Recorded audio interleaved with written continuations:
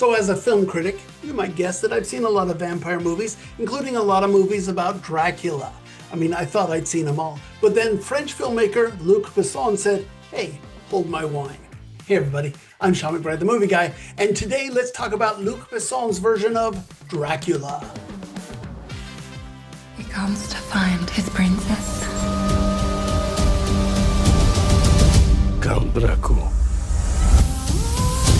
Centuries ago, I asked God for one favor. I will fight in his name, but I ask him to spare my wife. He took my princess. Tell your God that until he brings me back my wife. In the Luc Besson version of Dracula, we meet the Count, who's played by Caleb Landry Jones, back in the 15th century when he's young and in love.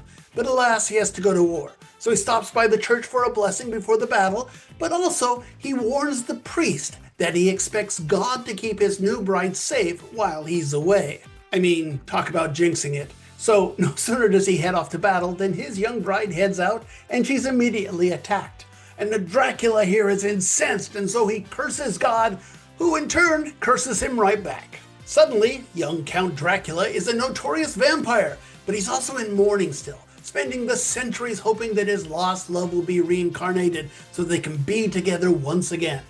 And it sure seems like he's gonna get his wish when 400 years later, he sees the picture in this locket of this man he's about to kill, and it looks like his true love has returned from the dead. I mean, of course it does. That's actress Zoe Blue playing both roles, the original bride and the reincarnated young woman here, so it's no wonder that Dracula gets a little obsessed. So the Count heads off to Paris intent on wooing the lady. Now, of course, this won't be easy. As it turns out, there's this unnamed priest, who's played by Christoph Waltz, standing in the way of this quest. So it turns out that the main difference between this version of Dracula and all the rest of them is that it is first and foremost a love story. And that might explain why it's being released in the United States the week before Valentine's Day. And look, this Dracula, he's not a monster. He's a lovesick but well-behaved courtly gentleman who's intent on wooing his reincarnated true love that was once his wife. Now don't get me wrong, the film does have some horror elements, but they definitely take a backseat to the love story here. And they take a backseat to the comedy at times. Yes, that's right, there are several funny moments here, including one where Dracula himself bursts into laughter. That's not something you see every day.